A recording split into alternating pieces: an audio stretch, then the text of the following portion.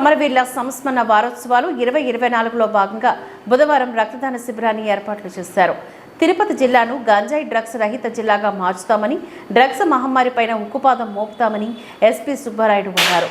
Drugs రహిత జిల్లాగా తయారు చేయడానికి కొన్ని ప్రత్యేకమైన కార్యక్రమాలు నిర్వహిస్తామంటూ వెల్లడించారు.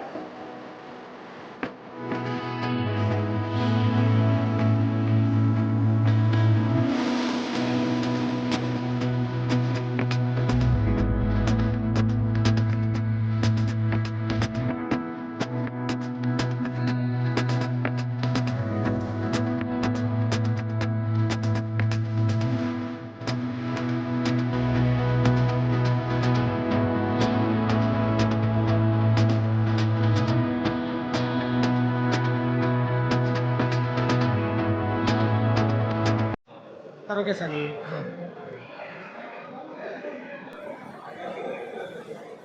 Okay sir. Okay sir.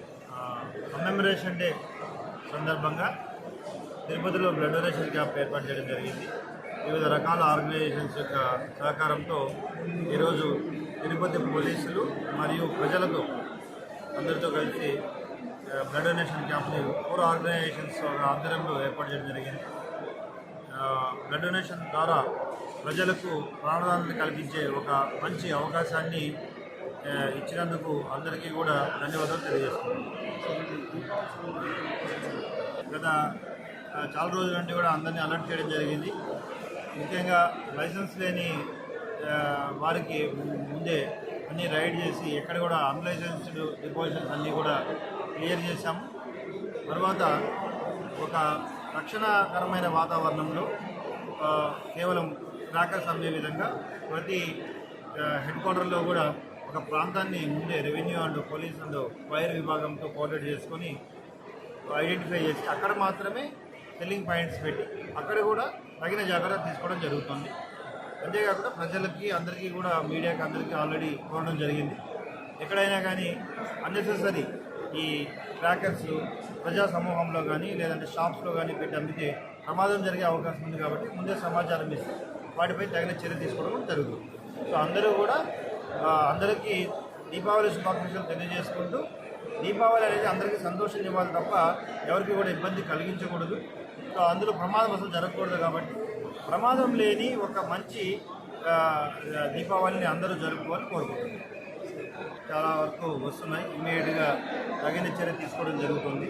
ప్రజలు కానీ ఇక్కడికి వస్తున్న భక్తులు కానీ ఏమాత్రం భయపడాల్సిన అవసరం లేదు. పోలీస్ శాఖ అన్ని రకాల అప్రమత్తమైంది. ఇక్కడ టెంట్ ఇన్ఫర్మేషన్ వచ్చే ఇమ్మీడియట్గా మా బీడీ టీమ్స్ యాక్సెస్ కంట్రోల్ టీమ్స్తో చెక్ చేయడం జరుగుతుంది. అదేవిధంగా కేసెస్ రిజిస్టర్ చేయడం జరిగింది.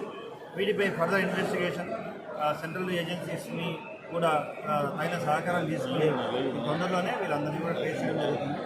ఇంటి పరిస్థితులు కూడా ఇవన్నీ కూడా వచ్చిన వెంటనే తగిన సమాచారాన్ని వచ్చిన వెంటనే తగిన చర్య తీసుకోవడం జరుగుతుంది.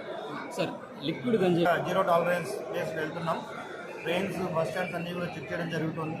ఎవరైతే గాంజాలో ఇన్వాల్వ్ అవుతారో వాళ్ళందరిపై షీట్లు ఓపెన్ చేస్తున్నాం.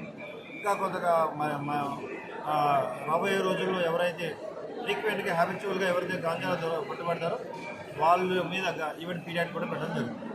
గాంజా మీద 80% కూడా ఎవరిని కూడా ఉపేక్షించేది లేదు. ఏమైనా స్పెషల్ ప్రోగ్రామ్స్ చేస్తున్నాం సార్ అది అరికట్టడానికి? పెడుతున్నాం కదా ఆల్రెడీ.